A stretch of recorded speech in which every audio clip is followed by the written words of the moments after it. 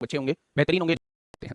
उसने कहा एक समांतर श्रेणी दी गई है, अगर समांतर श्रेणी दी गई है तो डी क्या हो जाएगा, दो पदों के बीच का डिफरेंस जो है वो डी हो जाएगा। अगर दूसरे पद में से पहले पद को घटा देंगे तो ये डी की वैल्यू आपके सामने आ जाएगी। ठीक है बच्चे, बहुत बढ़िया, बहुत शानदार। अब उसने कहा है कि भाई साहब इस श्रेणी का कौन सा पद जो है वो 56 है, यानी इस श्रेणी, ये समांतर श्रेणी है, इसका कौन सा पद जो है वो 56 है। मुझे नहीं पता कौन सा पद 56 है, यानी मैंने मान लिया अंतिम पद जो है वो 56 है। टीएन की वैल्यू जो है वो 56 दी हुई है। टीएन का फॉर्मूला होता है मेरे प्यारे दोस्त a plus n minus 1 into D होता है। अगर मैं आपसे कहूं, वो मुझसे पूछना चाह रहा है मेरे भाई प्रथम पद कितना दिया हुआ है, 2 दिया हुआ है, n की वैल्यू वो मुझसे पूछना चाह रहा है, डी कितना दिया हुआ है, डी आप लोगों को 3 दिया हुआ है, यानी कौन सा पद है, मैंने मान लिया nवा पद जो है, nवा पद जो है वो 56 है, तो आखिरी पद मेरा 56 हो गया।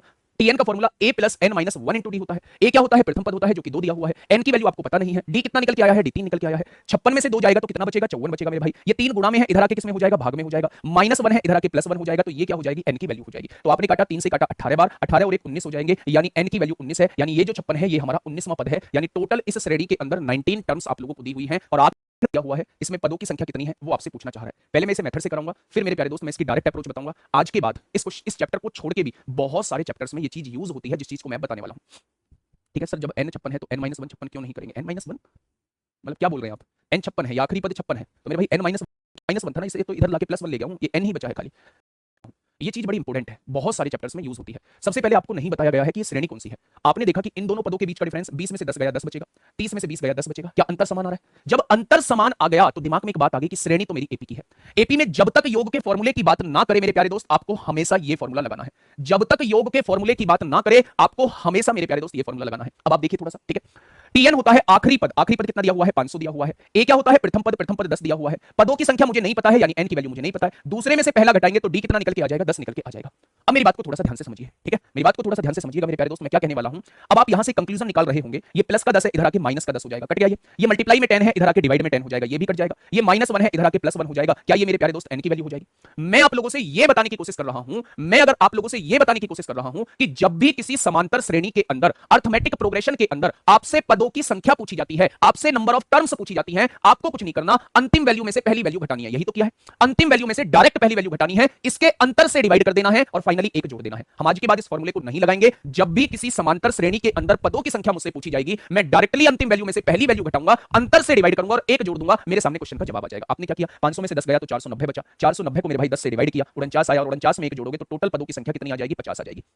अब आपको मेरे भाई कंफ्यूज नहीं होना है, कंफ्यूज नहीं होना है। 50 + 1 सही क्वेश्चन है, वैसा ही क्वेश्चन है। मैं क्या करूंगा, आखिरी में से पहली वैल्यू को घटाऊंगा, फॉर्मूला लगा लेना, कोई दिक्कत नहीं है, 707 आएगा। अंतर से डिवाइड करूंगा, 9 में से 2 गया 7 बचेगा और इसमें एक जोड़ दूंगा। आपने कहा 7 एकम 7 0 7 एकम 7 101 में एक जोड़ोगे आंसर 102 आ जाएगा। जिसको फॉर्मूला लगाना है टीएन का वो फॉर्मूला मेरे भाई लगा लेना, आंसर इतना ही आएगा। एक्चुअल यानी आपको श्रेणी एपी में दी हुई है, उसका पहला पद 7 है, पहला पद यानी ए की वैल्यू आपको 7 दी हुई है। ये बात क्लियर हुई, तो आपने कहा जी ये बात क्लियर हो गई, ठीक है। जिन्होंने विनायक 1.0 बेस से नोट्स बनाए हुए हैं, बिल्कुल नोट्स बनाने की आवश्यकता नहीं है। लाइव नहीं लेना चाहते हो, बिल्कुल लाइव लेने की आवश्यकता नहीं है, लेकिन बाद में रिकॉर्डेड फॉर्म में स्पीड बढ़ा के देख लेना अगर कॉन्सेप्ट क्लियर है तो। अगर कॉन्सेप्ट क्लियर नहीं है तो मेरे भाई आपको फिर ध्यान से देखनी होगी चीज, ठीक है। नोट्स बनाने की आवश्यकता नहीं है, वहीं कुछ चीज ऐड कर लीजिए क्योंकि विनायक 1.0 बेस से कम नहीं, ज्यादा ही कुछ पढ़ाया जाएगा। तीसरा पद जो है वो 28 दे रखा है, तीसरा पद जो है यानी कि तीसरा पद जो है T3 जो है, तीसरा पद जो है वो कितना दे रखा है, 28 दे रखा है। तब दूसरा पद क्या होगा वो आपसे ये पूछना चाह रहा है। अच्छा तीसरा पद होता क्या है, तो आप कहेंगे तीसरा पद होता है जी प्रथम पद में इससे एक कम बार डी जोड़ दोगे तो ये तीसरा पद हो जाएगा। भाई यही तो फॉर्मूला होता है। अगर मैं टीएन का फॉर्मूला यहां लगाता हूं, मेरी बात को थोड़ा सा समझिए, ये चीज आप डायरेक्ट किया करिए। टीएन का फॉर्मूला मेरे भाई ये होता है a + n - 1 * डी। भाई साहब अगर तीसरा पद निकालना है तो n की वैल्यू 3 रखनी पड़ेगी, 3 में से 1 जाएगा तो 2 बचेगा और 2 की गुणा डी में करेंगे तो क्या a + 2d आ जाएगा। कल भी मैंने आपको बताया था कि जो भी पद निकालना हो प्रथम पद में उससे एक कम बार डी को जोड़ दो। अगर आपको यहां तीसरा पद निकालना है तो प्रथम पद में इससे एक कम बार डी को जोड़ देंगे तो ये आपके सामने तीसरा टर्म आ जाएगा और तीसरा टर्म जो है वो आपको मेरे भाई 28 दिया हुआ है। कोई दिक्कत, तो आप कहेंगे कोई दिक्कत नहीं है। प्रथम पद कितना है, 7 है, 7 प्लस है, उधर जाके किसका हो जाएगा, माइनस का हो जाएगा। 28 में से 7 जाएगा कितना बचेगा, 21 बचेगा। 2 मल्टीप्लाई में है, इधर जाके डिवाइड में हो जाएगा, तो क्या डी की वैल्यू जो है वो 10.5 निकल के आ जाएगी। तो आपने कहा जी बिल्कुल 10.5 आ जाएगी। अब क्वेश्चन ने कहा है भाई साहब दूसरा पद क्या होगा, यानी वो दूसरा पद आपसे पूछना चाह रहा है क्या वो प्रथम पद में एक बार डी जुड़वाना चाह रहा है, यही तो जुड़वाना चाह रहा है। तो मेरे भाई ए की वैल्यू कितनी है, 7 है और डी की वैल्यू अभी हमने कितनी निकाली है, 10.5 निकाली है। तो दूसरा पद कितना आ जाएगा, तो आप कहेंगे दूसरा पद 17.5 आ जाएगा। दूसरा पद जो है वो 17.5 आ जाएगा। क्या ये बात समझ है। एक समांतर श्रेणी आप लोगों को दी हुई है बच्चे, पहला पद 3 है, दूसरा पद A2 है, ऐसे ही पद है, आखिरी पद 20 दिया हुआ है। इस समांतर श्रेणी के प्रथम से दूसरे मेरे भाई प्रथम से दूसरे और अंतिम से दूसरे यानी इन दोनों का योग पूछा है। आप मुझे बताइए, ये तो प्रॉपर्टी मैंने लिखवाई है, जो पहले और आखिरी का योग होता है वही दूसरे और आखिरी दूसरे का योग होता है, वही तीसरे और आखिरी तीसरे का योग होता है, वही चौथे और आखिरी चौथे का योग होता है। उसने कहा है पहला पद 3 दिया हुआ है, आखिरी पद 20 दिया हुआ है। उसने कहा प्रथम से दूसरे और आखिरी से दूसरे, अंतिम से दूसरे पद का योग क्या होगा, अंतिम से दूसरे पद का योग क्या होगा, तो जो पहले और आखिरी का योग होगा वही इनका योग हो जाएगा। तो मेरे प्यारे दोस्त इन दोनों को जोड़िए, 3 और 20 कितना हो जाएगा, उनका भी योग 23 होगा। अगर इनका योग मेरे प्यारे भाई 23 है तो T3 की वैल्यू जो दी गई है वो 13 आप लोगों को दी गई है। तीसरा पद जो है वो 13 है मेरे भाई। पांचवा पद जो है वो 21 है, पांचवा पद जो है वो 21 है मेरे भाई, पांचवा पद जो है वो 21 है। तीसरा पद जो है वो 13 है और पांचवा पद जो है वो 21 है। आपसे पूछा है 13वां पद क्या होगा, 13वां पद क्या होगा वो आपसे प्यारे दोस्त ये पूछना चाह रहा है। बताइए कैसे करेंगे आप लोग, फटाफट मुझे बताइए कैसे करेंगे आप लोग, फटाफट मुझे बताइए कैसे करेंगे आप लोग, कितना आ रहा है भाई। देखिए पहले मैं डिटेल में बताता हूं इस क्वेश्चन को करना कैसे। क्या आप तीसरे पद को लिख सकते हैं मेरे भाई, पहला पद में 2 डी जोड़ दो। क्या तीसरे पद को आप लिख सकते हैं, प्रथम पद में अगर 2 बार डी जोड़ देंगे तो तीसरा पद आ जाएगा। तीसरा पद दिया कितना है, 13 दिया है। पांचवें पद को क्या आप लिख सकते हो, पहले पद में 4 डी जोड़ दो। ये कितना दिया हुआ है, पांचवा पद, आप कहेंगे 21 दिया हुआ है। दोनों इक्वेशन को घटा दीजिए मेरे प्यारे दोस्त, आपने कहा दोनों इक्वेशन हमने घटा दी, ए से ए कट जाएगा, 2d में से 4d जाएगा, -2d बचेगा, और 13 में से 21 जाएगा, -8 बचेगा। बचेगा या नहीं, माइनस से माइनस कट गया। क्या डी की वैल्यू जो है 8/2 4 आ जाएगी, तो आपने कहा जी बिल्कुल आ जाएगी 4। अगर डी की वैल्यू 4 आ चुकी है, अगर डी की वैल्यू 4 आ चुकी है तो मेरे भाई डी की वैल्यू कोई सी भी इक्वेशन में रख दीजिए, ठीक है। हाँ देखिए अगर डी की वैल्यू 4 यहां रखेंगे, 4 दूनी 8 हो जाएगा, 13 में से 8 जाएगा तो ए की वैल्यू कितनी आ जाएगी, ए की वैल्यू 5 आ जाएगी। कितनी आ जाएगी मेरे प्यारे दोस्त, ए की वैल्यू 5 आ जाएगी। क्या दोनों चीजें आपके सामने आ चुकी हैं, ए की वैल्यू 5 आ चुकी है और डी की वैल्यू जो है वो 4 आ चुकी है। कोई दिक्कत समस्या, तो आप कहेंगे कोई दिक्कत समस्या नहीं है। आपको 13वां पद निकालना है, यानी आपको a + 12d की वैल्यू निकालनी है, यही तो निकालनी है मेरे भाई। a कितना है, a आपके सामने 5 आया है, 12d का मतलब d की वैल्यू 4 है, 12 चौक 48 हो जाएगा। 48 में 5 जोड़ेंगे तो कितना हो जाएगा, तो आप कहेंगे 53 हो जाएगा। 48 में 5 जोड़ेंगे तो कितना हो जाएगा, 48 में 5 से सोचने की कोशिश करेंगे। तीसरा पद क्या दिया हुआ है, 13 दिया हुआ है। पांचवा पद क्या दिया हुआ है, पांचवा पद जो है वो 21 दिया हुआ है।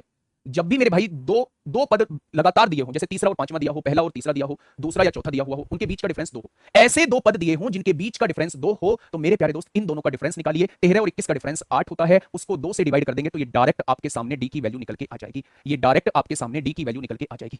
ये डायरेक्ट आपके सामने डी की वैल्यू निकल के आ जाएगी। अगर आप इन दोनों का अंतर निकाल के 2 से डिवाइड कर दोगे तो डायरेक्ट डी की वैल्यू आपके सामने निकल के आ जाएगी। अब आपको श्रेणी का डिफरेंस पता चल चुका है कि उनका कॉमन डिफरेंस कितना है, हर पद के बीच में कितने का अंतर है, तो आप कहेंगे जी 4 का अंतर है। कोई दिक्कत समस्या, तो आप कहेंगे कोई दिक्कत समस्या नहीं है। अब कोई सी भी एक इक्वेशन में डी की, देखिए t3 मतलब a + 2d होता है। डी की वैल्यू आपने कितनी निकाली है, 4 निकाली है मेरे भाई। t3 की वैल्यू कितनी दी है, 13 आप लोगों को दी हुई है। 4 दूनी 8, 13 में से 8 जाएगा तो प्रथम पद जो है वो 5 आपके सामने आ जाएगा। प्रथम पद 5 आ चुका है, अंतर जो है वो 4 आ चुका है। आपसे 13वां पद पूछा है, 13वें पद का मतलब पहले पद में 12d जोड़ना होता है। पहला पद कितना है, 5 है, इसमें 12d जोड़ना होगा, 12 चौक 48 जोड़ना होगा, तो आंसर कितना हो जाएगा, 53 हो जाएगा।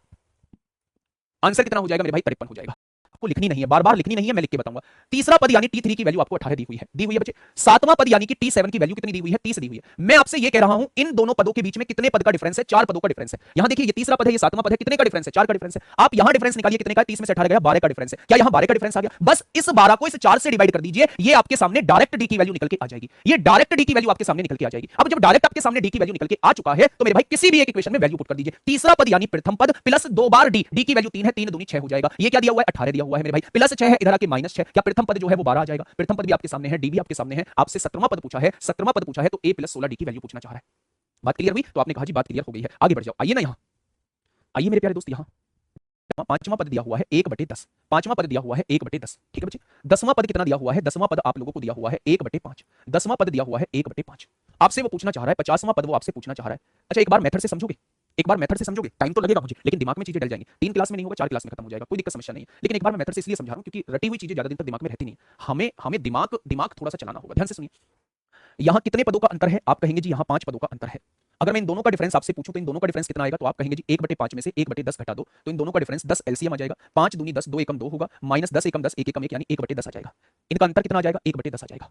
अगर इस अंतर को 5 से डिवाइड कर दूं तो डायरेक्ट डी की वैल्यू आ जाएगी। अंतर था 1/10, इसको डायरेक्ट 5 से डिवाइड करना है, इस अंतर से डिवाइड करना है, तो क्या डी की वैल्यू 1/50 आ चुकी है, क्या डी की वैल्यू 1/50 आ चुकी है मेरे भाई, तो आपने कहा हां।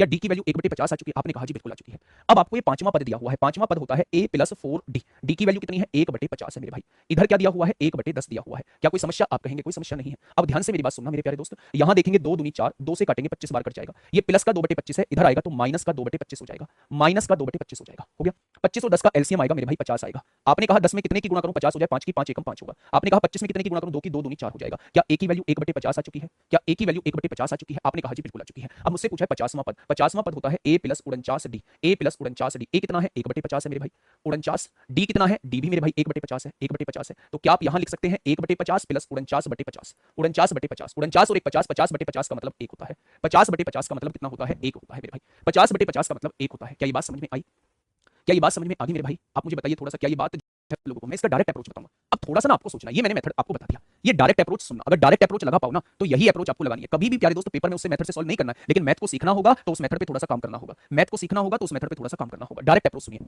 आपने कहा जी पांचवा पद जो है वो 1/10 दिया हुआ है, पांचवा पद जो है वो 1/10 दिया हुआ है, बहुत बढ़िया। 10वां पद जो है वो 1/5 दिया हुआ है, 1/5 दिया हुआ है। आपसे पूछा है 50वां पद क्या होगा, 50वां पद क्या होगा, क्वेश्चन पूछेगा भी ऐसे, वो आपसे ये नहीं कहता कि आप इतना बड़ा मेथड करो। अगर किसी क्वेश्चन में इतना बड़ा मेथड लगता है तो वो आपसे जस्ट उस क्वेश्चन को इसलिए पूछ रहा है कि वो आपसे छुटवाना चाहता है, उस क्वेश्चन को करवाना नहीं चाहता। तो हमें ये भी देखना होगा कि मेरे भाई हमें कौन से क्वेश्चन स्किप करने। मेरी बात को थोड़ा सा समझना, इस मेथड को दिमाग में बैठा चुके हो, इस मेथड को जितना बैठा चुके हो उतना। अब देखिए यहां से देखना, हाँ ठीक है। आपने कहा जी जब मैं 5वें पद से 10वें पद पे जाता हूं, 5वें पद से 10वें पद पे जाता हूं, तो क्या इसका जस्ट डबल हो जाता है? क्या इसका जस्ट डबल हो जाता है? 1/5 जो है जस्ट इसका डबल हो जाता है। यानी अगर यहां पदों की संख्या दुगनी हुई है तो ये वाली वैल्यू भी दुगनी हो गई है। आप महसूस करिए उस बात को, जो चीज मैं आपको समझाना चाह रहा हूं। अगर यहां 5वां पद था, यहां 10वां पद है, अगर यहां पदों की संख्या दुगनी हुई है तो इसकी ये वैल्यू भी दुगनी होगी। भाई इसमें 2 की गुणा करेंगे तभी तो 1/5 आएगा। यानी कि वैल्यू जितनी पदों की संख्या हो रही है उतनी ही ये वैल्यू आपकी हो जाएगी, उतनी ही ये वैल्यू आपकी हो जाएगी। अब ध्यान से समझिए बच्चे मैं क्या कहना चाह रहा हूं। अब मैं ये कहना चाह रहा हूं, अब ध्यान से सुनना मेरे भाई। अगर मैं आपसे कहता हूं कि ये वाला पद कितने गुना हुआ है, ये वाला पद कितने गुना हुआ है, आप मुझे ये बता दीजिए। ये वाला पद कितने गुना हुआ है, तो आप कहेंगे ये वाला पद जो है वो 10 गुना हुआ है, तो इसकी वैल्यू भी 10 गुनी हो जाएगी, इसकी वैल्यू भी 10 गुनी हो जाएगी, ये डायरेक्ट 1 बन जाएगा। इसकी वैल्यू भी 10 गुना हो जाएगी, ये डायरेक्ट वैल्यू 1 बन जाएगा। अगर मैं पूछूं कि इसका कितने गुना हुआ है, तो आप कहेंगे इसका 5 गुना हुआ है, तो इस वैल्यू भी 5 गुना हो जाएगी, तब भी आंसर मेरे भाई 1 बन जाएगा, तब भी आंसर 1 बन जाएगा। आपने इन दोनों टर्म्स को देख के महसूस किया कि टर्म जो है वो 2 गुना हो रही है, तो वैल्यू भी इसका 2 गुना हो रही है। इसमें 2 की गुणा करेंगे तो ये आ जाएगा। यानी टर्म अगर 2 गुना हुई, टर्म अगर 2 गुना हुई तो वैल्यू भी 2 गुना हो रही है, वैल्यू भी 2 गुना हो रही है। टर्म अगर 10 गुना हुई तो वैल्यू भी 10 गुना हो जाएगी, वैल्यू भी 10 गुना हो जाएगी। ये अप्रोच आपको लानी होगी मेरे प्यारे दोस्त। छठवें तथा तीसरे पद का अनुपात। बेटा छठवां पद कैसे निकालते हैं, जल्दी से मुझे बता दीजिए। छठवां पद कैसे निकालते हैं? आप कहेंगे छठवां पद ये होता है, बहुत बढ़िया। और तीसरे पद का अनुपात, तीसरा पद कैसे निकालते हैं? तीसरा पद मेरे भाई ये होता है। क्या कहा है उसने? उसने कहा है एक समांतर श्रेणी के छठवें तथा तीसरे पद का अनुपात। छठवें तथा तीसरे पद का अनुपात जो है वो 15/8 आप लोगों को दिया है। छठवां पद जो है वो ये दिया हुआ है, तीसरा पद जो है वो आपको ये दिया हुआ है। इन दोनों का अनुपात कितना दिया हुआ है? 15/8 दिया हुआ है, 15/8 दिया हुआ है, 15/8 दिया हुआ है। अब आपसे पूछा क्या है? दूसरे तथा पांचवें पद का अनुपात बताइए। दूसरा पद ये होगा तथा पांचवें पद का अनुपात बताइए, यानी कि वो आपसे इसकी वैल्यू पूछना चाह रहा है। दूसरे तथा पांचवें पद का अनुपात बताइए, यानी कि वो आपसे ये वैल्यू पूछना चाह रहा है। मेरी बात समझ में आई? ये छठवां पद है, ये आपका तीसरा पद है। छठवें और तीसरे का अनुपात ये आपको दिया हुआ है, 15/8 आप लोगों को दिया हुआ है। आपसे पूछा है दूसरे और पांचवें पद का अनुपात बताइए। अब बताइए कैसे करेंगे, फटाफट बताइए, मेथड से सॉल्व करिए एक बार, फटाफट सॉल्व कर दीजिए, जितना जल्दी सॉल्व कर सकते हैं। आपने कहा क्रॉस मल्टीप्लाई 8 हो जाएगा, प्लस 8 पंजे 40 डी हो जाएगा। यहां से देखा 15 हो जाएगा, 15 हो जाएगा, 15 दूनी 30 डी हो जाएगा। हो जाएगा क्या? आपने कहा 15 में से 8 जाएंगे 7 बचेगा, 7 बचेगा मेरे भाई। और 40 में से 30 जाएगा तो 10 डी बचेगा। यानी डी अपॉन ए कितना आ जाएगा? डी अपॉन ए जो है वो 7/10 आ जाएगा। डी अपॉन ए जो है वो 7/10 आ जाएगा। आ गया, बस वैल्यू पुट कर दीजिए। ए की जगह 10, 10 और 7 17 होगा ऊपर, बहुत बढ़िया। डी की जगह 10, डी की जगह 7, 7 चौक 28, 28 और 10 कितना हो जाएगा? 38 हो जाएगा। तो आपके सामने जवाब कितना आ जाएगा? 17/38 आ जाएगा। क्वेश्चन में कुछ था ही नहीं, क्वेश्चन में कुछ था ही नहीं। अब देखिए ना, देखो तो सही भाई साहब। तब 11वां पद क्या होगा वो आपसे ये पूछना चाह रहा है, वो आपसे ये पूछना चाह रहा है। मेरी बात को थोड़ा सा समझना मेरे भाई, डायरेक्ट करना। दूसरा पद क्या होता है? a प्लस डी होता है। दूसरा पद क्या होता है? a प्लस डी होता है। अगर मैं कहूं चौथे पद का योग, चौथा पद क्या होता है? a प्लस 3d होता है। इसका योग कितना दिया हुआ है? 48 आप लोगों को दिया हुआ है। यानी कि मेरे भाई 2a प्लस 4d की वैल्यू आप कहेंगे a और a कितना हो जाएगा? 2a हो जाएगा। और यहीं पे आप लोग कहेंगे d और 3d कितना हो जाएगा? 4d हो जाएगा। और इसकी वैल्यू कितनी दी है? 48 आप लोगों को दी है। 2 कॉमन ले दीजिए यहां से। अगर आप 2 कॉमन लेंगे, यहां से 2 कॉमन लेंगे तो यहां a बच जाएगा। यहां से 2 कॉमन लेंगे तो ये 2d हो जाएगा। और यहां से 2 कॉमन लेंगे तो 24 हो जाएगा। ये पहली इक्वेशन आपके सामने आ चुकी है मेरे भाई, ये पहली इक्वेशन आप लोगों के सामने आ चुकी है मेरे भाई। अगर मैं आप लोगों से ये कहूं, आगे क्या कहा है उसने? कहा है भाई साहब पांचवें और सातवें पद का योग, पांचवां पद होता है a प्लस 4d, बहुत बढ़िया जी। सातवां पद होता है a प्लस 6d। इन दोनों का योग जो है वो 90 आप लोगों को दिया हुआ है। तो आपने कहा 2a प्लस 10d हो जाएगा। 2a, a और a 2a हो जाएगा, प्लस 6 और 4 10d हो जाएगा। यानी कि यहां से अगर मैं 2 कॉमन ले दूं तो यहां a बचेगा, यहां से 2 कॉमन ले दूं तो यहां 5d बचेगा, और यहां से 2 कॉमन ले दूं तो ये 45 बचेगा। क्या ये दूसरी इक्वेशन आ गई? बस यहां से चीजें सॉल्व कर लो आप लोग, यहां से चीजें आप लोग सॉल्व कर लेंगे। कैसे करेंगे मेरे भाई? घटा देंगे इस इक्वेशन में से ऊपर वाली 5 में से 2 गया तो कितना बचेगा? 3d बचेगा। और 45 में से 24, 5 में से 21 बचेगा। क्या d की वैल्यू जो है वो 7 आ चुकी है? क्या डी की वैल्यू जो है वो 7 आ चुकी है मेरे भाई? क्या डी की वैल्यू 7 आ चुकी है? अब डी की वैल्यू 7 आ चुकी है, कहीं भी पुट कर दीजिए मेरे भाई। डी की वैल्यू 7, 7 दूनी 14, 24 में से 14 जाएंगे, ए की वैल्यू 10 आ जाएगी, ए की वैल्यू 10 आ जाएगी मेरे भाई। आपसे पूछा 11वां पद बताइए, तो ए यानी 10 प्लस 11d, 11 7 77 हो जाएगा। है गड़बड़ आ रही है? ए प्लस, अच्छा 11वां पद पूछा है तो ए प्लस 10d हो जाएगा। 10 77 होता है मेरे भाई, 10 77 होता है। तो आंसर कितना आ जाएगा? 80 आ जाएगा। आंसर 80 आ जाएगा। अब आपके दिमाग में आएगा जी पेपर में ऐसे ही करेंगे क्या मेरे भाई?